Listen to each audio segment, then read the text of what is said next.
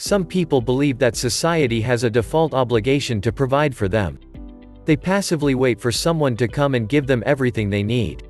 Employees who share this attitude towards life believe that it is enough to just show up at the workplace to work out their wages. They do not care at all whether they contribute to the company's commercial success. Even one or two of these workers can undermine morale and reduce the productivity of the entire team.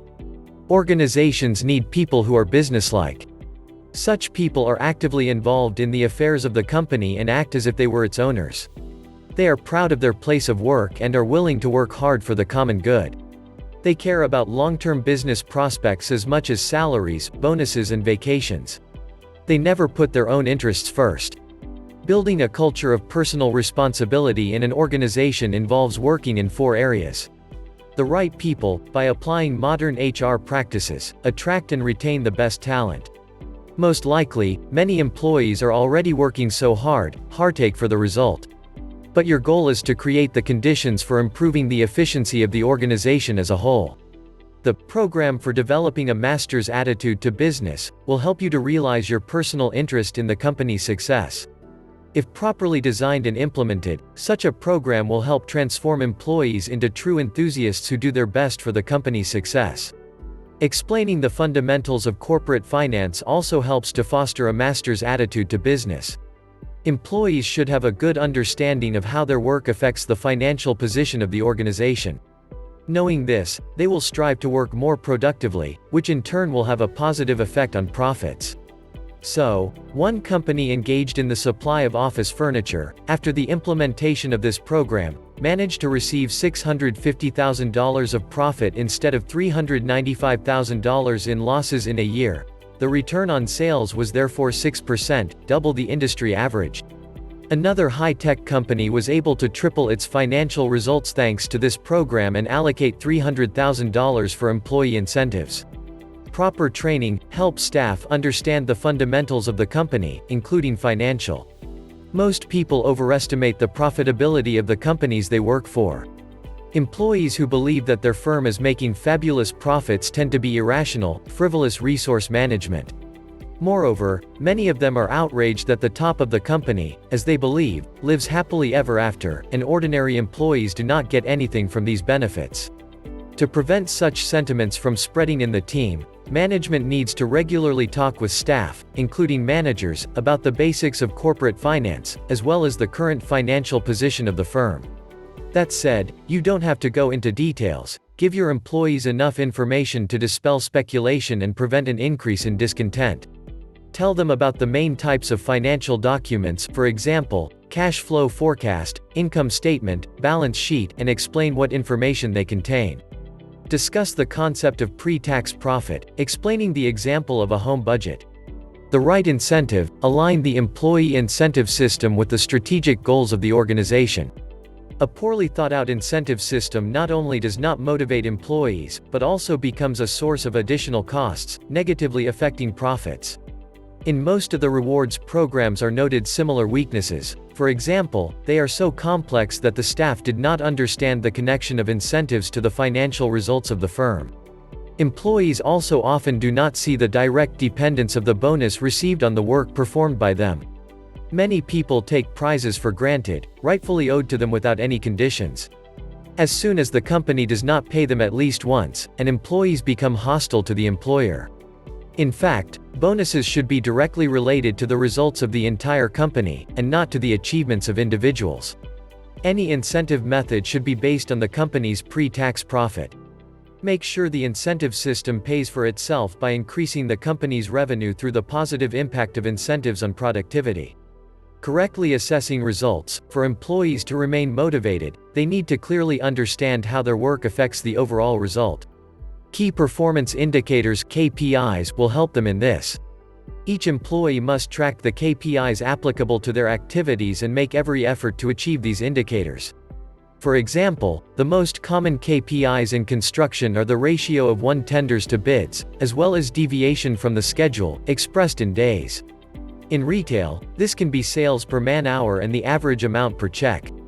In IT, it is important to reduce response times and increase the number of product demonstrations, and in mortgage lending, you can track the average volume of loans issued per agent and the average time to close the deal. Don't force employees to track too many metrics, pick the most important ones. Involve top management in the KPI selection process. Develop a convenient form to control and visualize them. Introduce a practice of holding planning meetings in which employees will predict their business results. Make sure all participants understand the purpose of these meetings to ensure that targets are met or exceeded. Otherwise, planning your results will be perceived as a waste of time. Rapid efficiency plans. Drawing up plans to quickly improve efficiency in order to achieve target KPI values is an essential element in fostering a managerial attitude of staff to business. Implementation of such a plan, whether it covers the entire company or relates to a separate division, requires maximum employee involvement. To create a plan to improve your performance quickly, follow these steps. Highlight one KPI in an area that needs improvement in your company. Quantify the target. Set a deadline for reaching it. Estimate the financial benefits of achieving the goal. List the required steps. Assign performers. Give your plan a memorable name. Come up with an original way to celebrate the achievement of the plan's goal. As an example, consider how a rapid efficiency plan was implemented at a company that makes $20 million a year selling and packaging vegetables.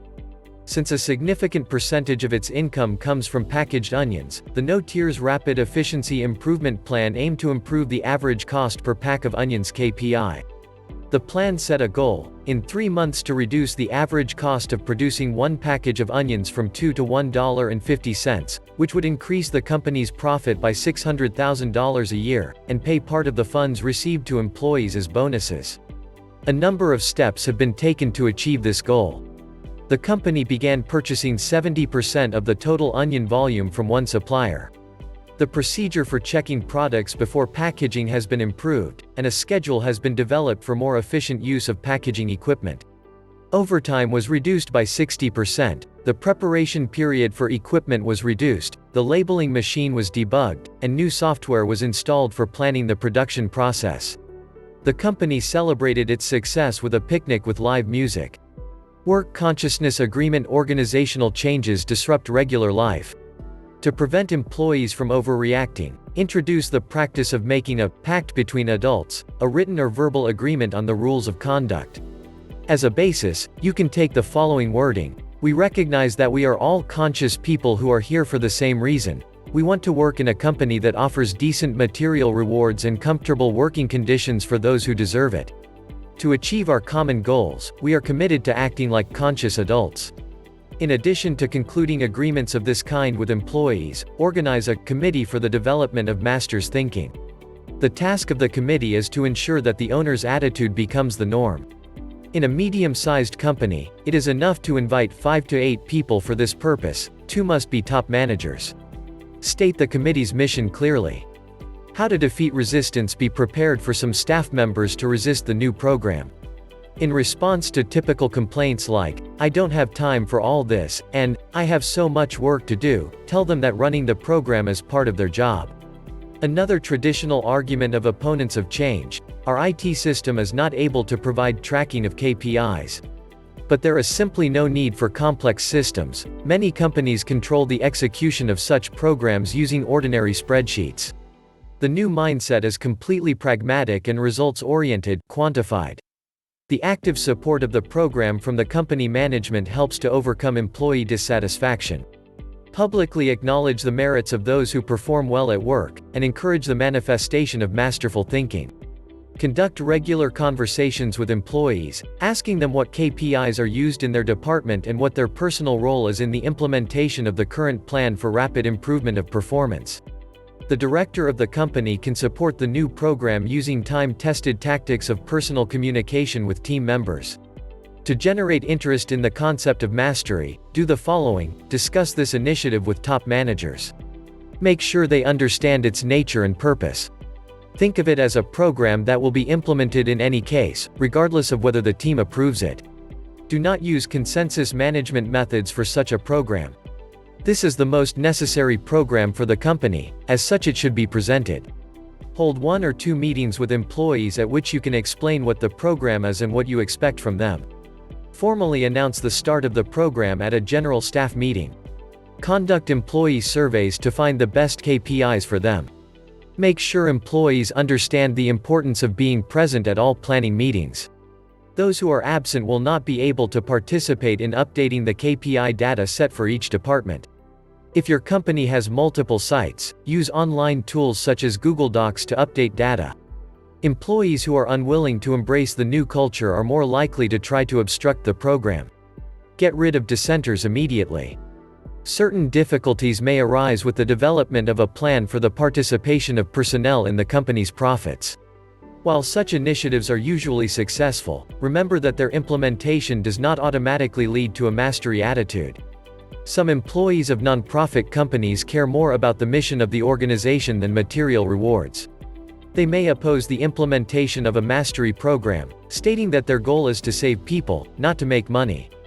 Give them an example of a Catholic nun who ran several hospitals. Her position was simple: no profit, no good deeds. Means are needed to achieve any noble end. The more efficiently an organization operates, the more likely it is to succeed in fulfilling its mission. About the author Brad Hams is the founder and CEO of Ownership Thinking, a consulting company. Holds over 50 public appearances annually in the US and around the world.